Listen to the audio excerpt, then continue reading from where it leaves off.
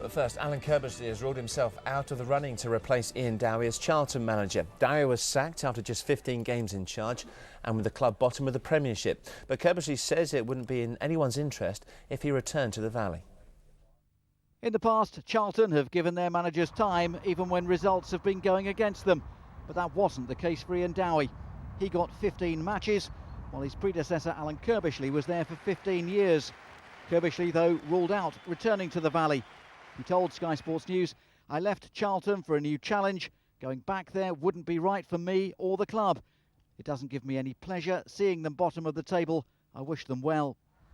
Dowie had been in the job less than 6 months. Only last week he'd appeared to be in good spirits despite their position in the table. This the reaction of Charlton fans to his departure. I think it's a good thing myself. Because he isn't getting nowhere, is he? He ain't done the club no good since he's been there. He could have done a bit more. He's got a lot of good players there at his disposal, and he could have done a bit more for Charlton. I think it's a money-based decision. It is just a money-based decision. There's too much at stake for it to be risked to go wrong. Simple as that. Dowie's appointment at the Valley at the end of May had come in controversial circumstances after he'd left Crystal Palace. He was served with a writ from his former club at his first press conference. But from Selhurst Park came a surprise vote of confidence. It's a shame because Ian is a bright young coach. He's a very strong character. I don't really know what's gone on. And without speaking too much about other people's businesses, because Charlton's business is most certainly not mine, neither do I want it to be. But I think that maybe they've jumped a little early. Gutless, faceless people take those decisions, don't they? Striker Jimmy Floyd Hasselbank was among the players Dowie brought in during the summer, together with Jimmy Traore, Andy Reid and Suleiman Diawara. But getting points was a completely different matter. They won just one of their opening 8 matches, a home victory against Bolton. But Dowie did not see his team win often enough. There's been only one other Premiership victory. It came earlier this month against Manchester City. But with only 8 points from 12 matches, they're bottom of the table. Whoever they bring in, even now, I mean, they'll probably have a little upsurge when the new manager comes in. But again, he can't buy any players until January, and I think he'll find himself in the same boat as Ian Dowie. Saturday's defeat at Wigan proved to be Dowie's last match in charge. Away from home, they've taken just 1 point from 6 matches. And although Dowie did get them through to the quarter-finals of the Carling Cup, his departure leaves the club looking for a new boss for the second time in a matter of months. Ian Bolton, Sky Sports.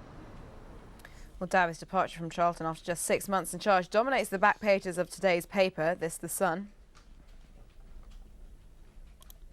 Daily Mirror says Dowie has lost his job because Charlton's players didn't like what it calls its hardline management style. The hunt for Dowie's successor has already started. Cardiff manager Dave Jones and Derby boss Billy Davies are the front-runners to take over at Charlton. That's according to the Daily Express. Glenn Hoddle also being linked with the job. The Daily Mail report that Charlton chairman Richard Murray is an admirer of the former England coach. So the paper's having their say on who they think might take over at the Valley, which is where we're heading off to now to join our reporter Jim Cockin. Jim, what do we expect to happen at the Valley today? Well, it's very interesting. I think most of the action may turn out to be at the training ground today. Chief Executive Peter Varney is expected to meet with staff there to fill them in on what's been going on. Many of the staff are in the dark. They've got no clue. All they've got is the official line simply that Charlton and Ian Dowie have parted company. So he's expected to meet with officials there to tell everybody what's been going on, and only after that will we get a statement explaining the details behind Ian Dowie's departure. So as it stands, who's in charge of first team affairs? Well, Les Reed will be looking after things to keep things ticking over for the next few games. Charlton have got a little run of fixtures against Reading, Everton and Sheffield United. Tough games, but not necessarily the toughest they could face, and that may provide the board a little breathing space as they start their search for a successor here to Ian Dowie. In the table, Jim, yes, they're bottom. 8 points from their 12 games played, but it's not all doom and gloom. It's fairly tight in the bottom half of the table, and a couple of wins could make a hell of a difference to them. Absolutely, and it's interesting. I was covering Ian Dowie's press conference at the training ground last Thursday. We didn't know at the time it would turn out to be his last, but he was very confident then that things were starting to turn around for Charlton, that things were starting to gel. They'd just beaten Chesterfield in the Carling Cup, albeit on penalties, but he felt he was starting to see signs that Charlton were improving. Jimmy Floyd Hasselbank was back among the goals, and I think he very much believed that he was taking Charlton in the right direction. And the interesting thing as well about that day when we were down there was watching the training session that morning. Ian Dowie had everybody out playing cricket on the pitch, which was all very unusual. Everybody seemed to be enjoying it, it has to be said.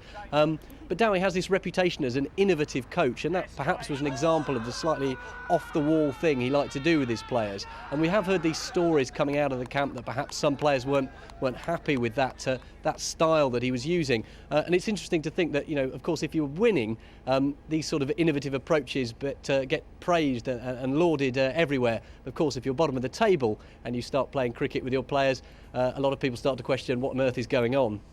Yeah, of course, that build-up was ahead of the Wigan game, which didn't go particularly well. Was that the last straw, obviously, for the board?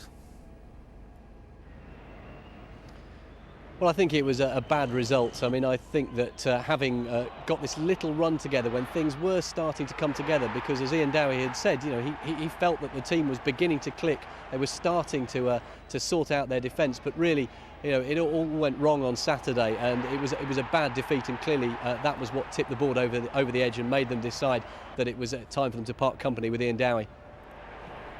OK, Jim, we remain to see what the boards have to say today. If we hear anything from the Valley, then Jim Cocking will bring us that very latest news here on Sky Sports News. Thanks for now, Jim. Dowie took charge of Oldham in 2002, winning 38% of his games in charge. 18 months later, he moved to Selhurst Park. Crystal Palace won 40% of their games while he was there, but he hasn't performed so well this year with Charlton, victorious in just over a quarter of his 15 games. Well, we want to know what you think. Was Dowie harshly treated, and who do you want to replace him? You can always email us at sksports.com, or you can text us on 84408. Yeah, mostly Charlton fans, of course, and what your thoughts are on the future of your club. Who would you like to see in charge? And as Millie said, let us know. Thanks very much indeed for taking the time to get in touch with us, and we'll have some of your views a little bit later on. Sky Bet's Dale Tempest believes the Luton manager Mike Newell faces a fight.